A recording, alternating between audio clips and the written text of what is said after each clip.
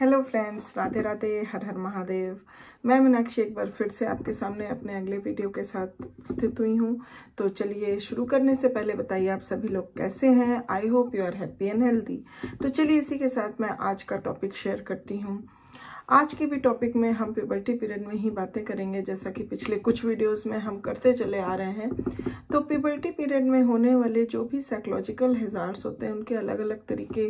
के psychological hazards होते हैं जो बच्चे फेस करते हैं ड्यूरिंग दिस पीरियड। तो हम बहुत सारे साइकोलॉजिकल हैजार्ड्स के बारे में जानें। आज इस सेशन में हम जिस साइकोलॉजिकल हैजार्ड के बारे में जानेंगे वो है acceptance of socially approved sex roles, जो कि one of the most important और most serious hazard, psychological hazard है जो बच्चे इस प्यूबर्टी पीरियड के दौरान फेस करते हैं। सोशली अप्रूव्ड सेक्स रोल्स को एक्सेप्टेंस करते वक्त जो कठिनाइयाँ उनको होती हैं या उनको सामना करना पड़ता है, आज इन पर थोड़ा सा हम और डिटेल में फोकस देंगे।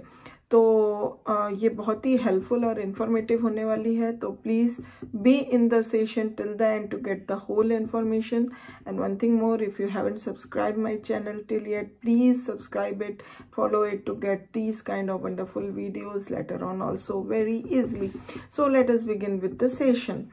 Acceptance of socially approved sex roles की हम अगर बात करें तो जैसे कि हमने पिछले वीडियो में बात की थी एक्सेप्टेंस ऑफ द चेंज्ड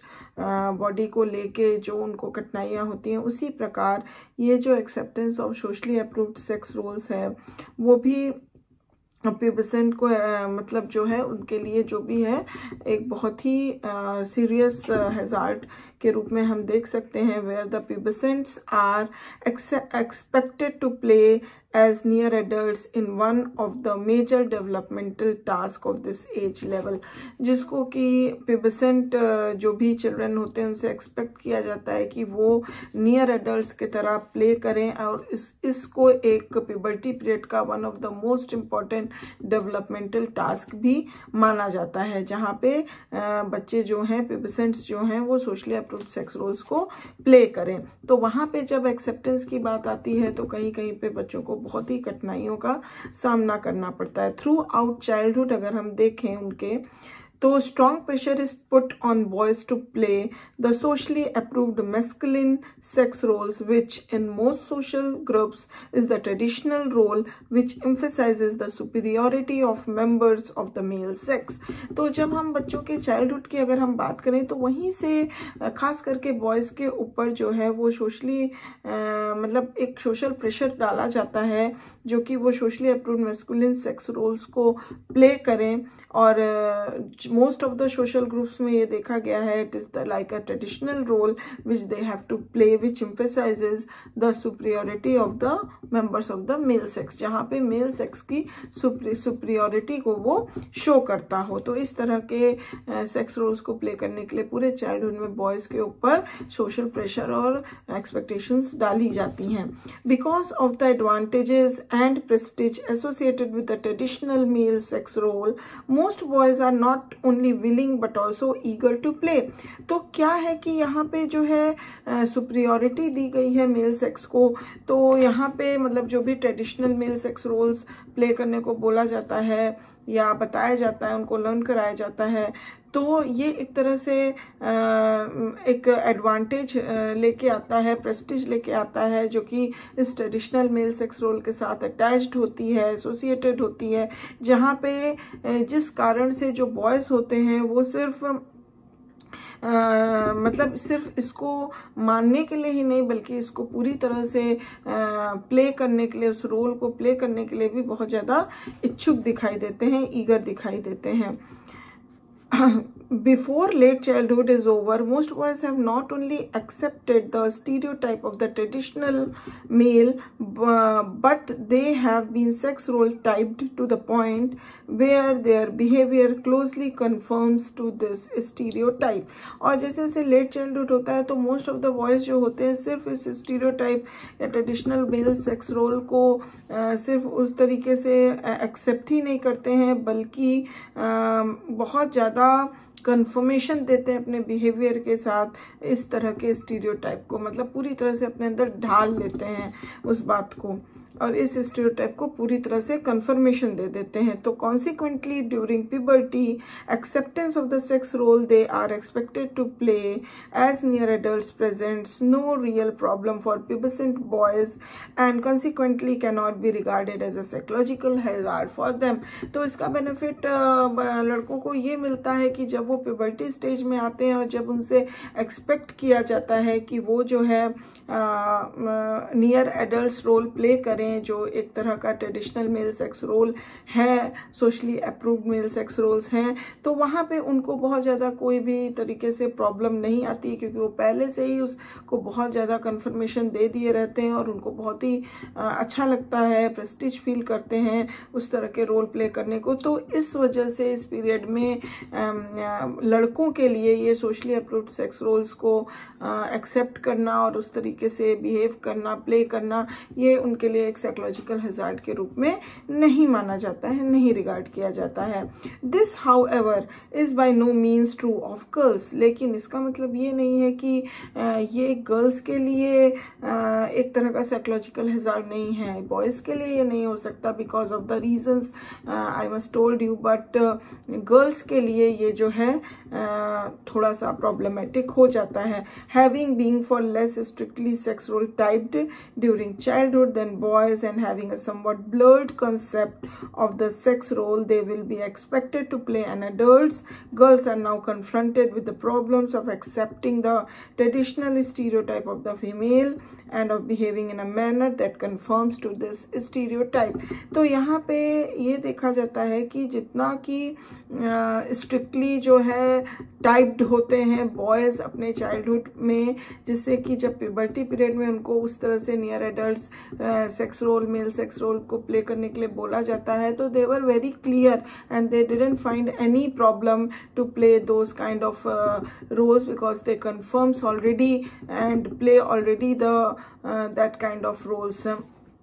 तो उनके लिए वो नहीं एक प्रॉब्लम होता है। बट गर्ल्स के लिए क्या होता है कि उनके साथ चाइल्डहुड में इतना ज़्यादा स्ट्रिक्टली दे वर नॉट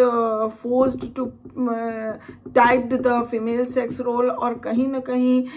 ये जो एग्जैक्टली जो ये सेक्स रोल टाइप होता है उससे वो बहुत ज़्यादा कन्फ्रंटेड भी नहीं होती हैं, बहुत ज़्यादा मतलब उनको एक ब्लर्ड सा कॉन्सेप्ट उनके अंदर होता है, बहुत अच्छे तरीके से वो नहीं समझती हैं कि how to play the sex role and what is expected. और जब वो प्यूबर्टी में आती हैं और जब उनसे नियर एडल्ट्स के तरह फीमेल सेक्स रोल को, स्टीरियोटाइप्ड रोल को प्ले करने के लिए बोला जाता है, तो यहीं पे प्रॉब्लम्स जो हैं वो कन्फ्रंट करती हैं और यहीं पे उनको मतलब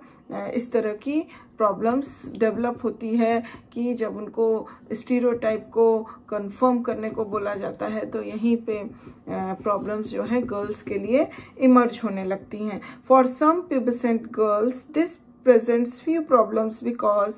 they, like boys, have learned to play the traditional sex role throughout the childhood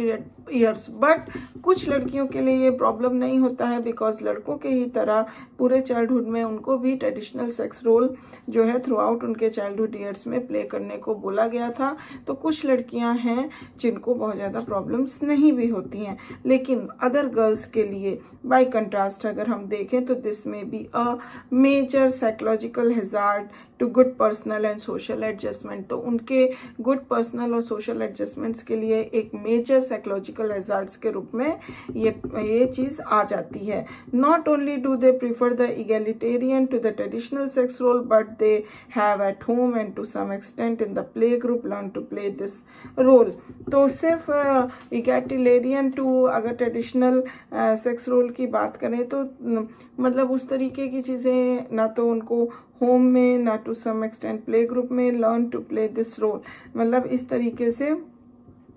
मतलब उनका अपना प्रेफरेंस रहता था कि किस तरीके से वो करें, तो इसलिए उनको थोड़ी ज़्यादा ही जब ट्रेडिशनल फीमेल सेक्स रोल्स को करने को बोला गया तो उनके लिए ज़्यादा ही problem by being expected at puberty to accept a role that is less to their liking and less prestigious than the role they have played through childhood is a psychological hazard for them। लेकिन अब puberty में आके जब उनसे expect किया जाता है कि वो जो है ऐसा रोल करें जो उन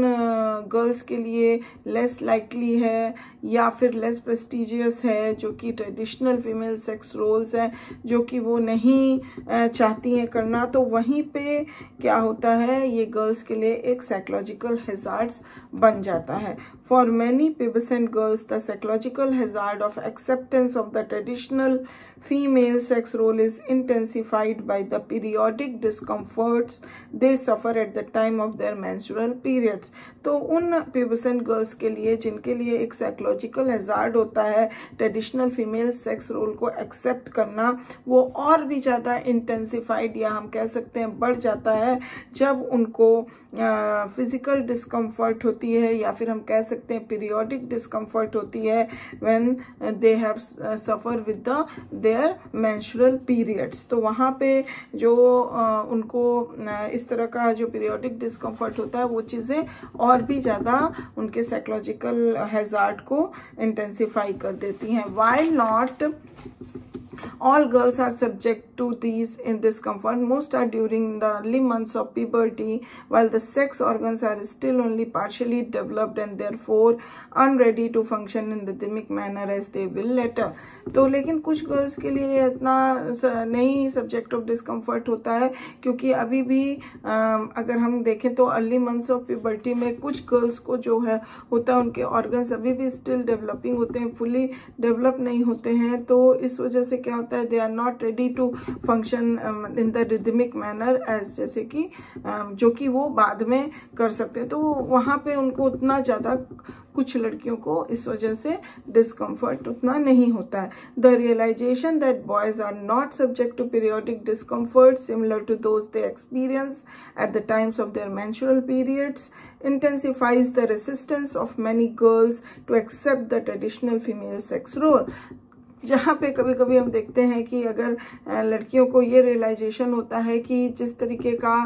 पीरियोडिक डिस्कम्फर्ट या मेंस्ट्रुअल पीरियड्स के कारण फिजिकल डिस्कम्फर्ट्स लड़कियां झेलती हैं, बट लड़के इसको नहीं ये लड़कों को नहीं होता है, तो इस तरह का जो मतलब जो चीज़ें हैं उनके साइकोलॉजिकल हैजार्ड को और भी ज़्यादा इंटेंसिफाई कर देते हैं। और इस वजह से वो जो होती हैं जब उनको अपना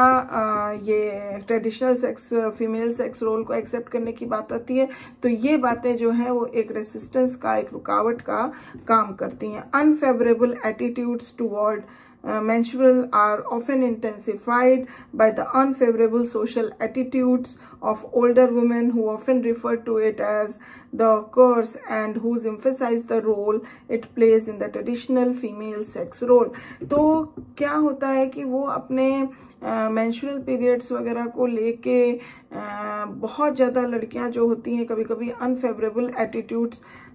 बना लेती हैं, और उनका ये अनफेवरेबल एटीट्यूड्स और भी ज़्यादा इंटेंसिफाई हो जाता है कुछ ऐसे ओल्डर वुमेन्स के कारण जो कि इस मेंस्ट्रुअल पीरियड को जो है एक विमेन के लिए एक कर्स के रूप में देखती हैं। तो वहाँ पे क्या होता है कि एक ट्रेडिशनल फीमेल सेक्स रोल को करते हुए या अपनाते हुए जो है वो उसमें ये जो एक फैक्टर आता है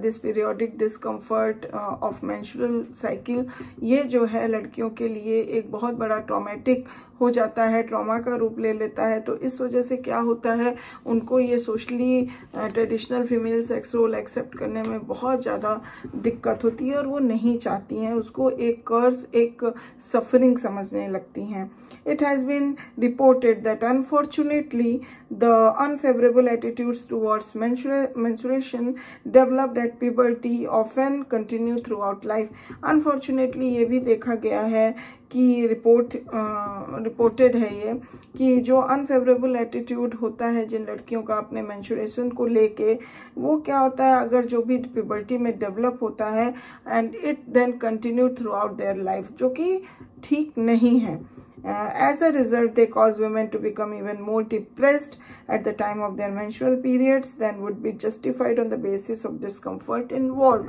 तो इसका रिजल्ट ये होता है कि जो भी women इस तरीके का अनफेवरेबल एटीट्यूड हमेशा के लिए अपना लेती हैं अपने menstrual periods को लेके, वो ज़्यादातर जब उनके menstrual periods आते हैं वो डिप्रेस्ड रहती हैं और उनका जो भी हम कह सकते हैं कि और वो इस पीरियड्स को जस्टिफाइड करती हैं उस लेवल पे जिस लेवल पे उनका फिजिकल डिस्कम्फर्ट होता है। कम होता है तो they can be justified this with to some extent, but अगर ज़्यादा होता है फिजिकल तो they can't be justified it as per their liking. तो वहाँ पे क्या है, उनको डिप्रेशन वगैरह भी हो जाता है। तो इस तरीके से हम देख सकते हैं कि किस तरह से कुछ जो ट्रेडिशनल या फिर हम कह सकते हैं सोशली अप्रूव्ड सेक्स रोल है उसके एक्सेप्टेंस को लेके किस तरह की परेशानियां, हैजार्ड्स जो होता है प्यूबसेंट बच्चे जो हैं वो झेलते हैं, खास करके गर्ल्स किस तरह से इस चीज़ को, ये हैजार्ड गर्ल्स के लिए बहुत ज़्यादा है उस चीज़ को एक्सेप्ट करना। बहुत सारे रीजंस जो हमने आज डिस्कस किए। तो I think you found a good and very helpful information with this video. If you like it please give a like and thank you very much for watching this video till the end. I'll be back soon with my next good video for you, and still if you haven't subscribed, please subscribe and follow my channel. And if you have any question, any comment, any query, please give it to the comment box, and I'll be back soon. Till then, please take good care of yourself. Bye bye.